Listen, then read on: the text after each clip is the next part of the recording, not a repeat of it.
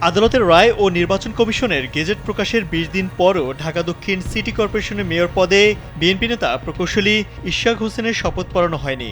এ বিষয়ে আইনি জটিলতা খতিয়ে দেখছে স্থানীয় সরকার বিভাগ। এদিকে ইশরাককে শপথ পড়ানো ও দায়িত্বভার বুঝিয়ে দেওয়ার দাবিতে শনিবার সচিবালয় অভিমুখে তার অনুসারীদের লং মার্চ কর্মসূচিতে বাধা দিয়েছে পুলিশ। বিক্ষোভ মিছিল ও অবস্থান কর্মসূচি শেষে নগর ভবনে ৬৫টি তালা ঝুলিয়েছেন তার সমর্থকরা। এতে নগর ভবন থেকে সেবা সংক্রান্ত সব কার্যক্রম বন্ধ হয়ে গেছে। এদিকে ইশরাকের শপথ বিলম্ব করার জন্য স্থানীয় সরকার, পল্লী উন্নয়ন ও সমবায় এবং যুব ও ক্রীড়া মন্ত্রণালয়ের উপদেষ্টা আসিফ মাহমুদ সজীব ভুঁইয়াকে দায়ী করে তাকে নগর ভবনে অবাঞ্ছিত ঘোষণা করেছেন বিক্ষোভকারীরা। RICL TMX, যুগের পর যুগ স্থাপনা থাকে মজবুত।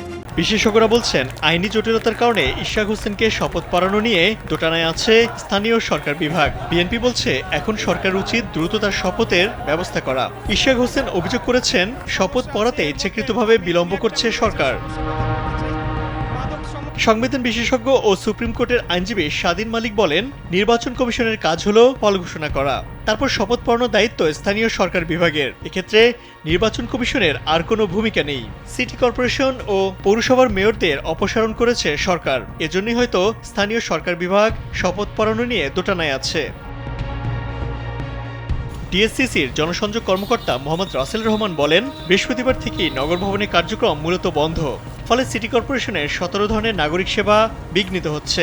প্রশাসক, প্রধান নির্বাহী, প্রকৌশল, রাজস্ব আর ভান্ডার দপ্তর সহ সব বিভাগীয় দপ্তর থেকে বিচ্ছিন্ন হয়ে পড়েছে অন্যান্য আঞ্চলিক ৮টি দপ্তর আর ৭৫টি ওয়ার্ড অফিস। এছাড়া নগর ভবনে থাকা অঞ্চল ১ আর অঞ্চল ৪-এর সব ধরনের সেবাই বন্ধ হয়ে পড়েছে। মেয়র হিসেবে শপথ পাঠ করানোর জন্য স্থানীয় সরকার, পল্লী উন্নয়ন ও সমবায় মন্ত্রণালয়ে আবেদন করেছেন বিএনপি মনোনীত প্রার্থী ইশরাক হোসেন।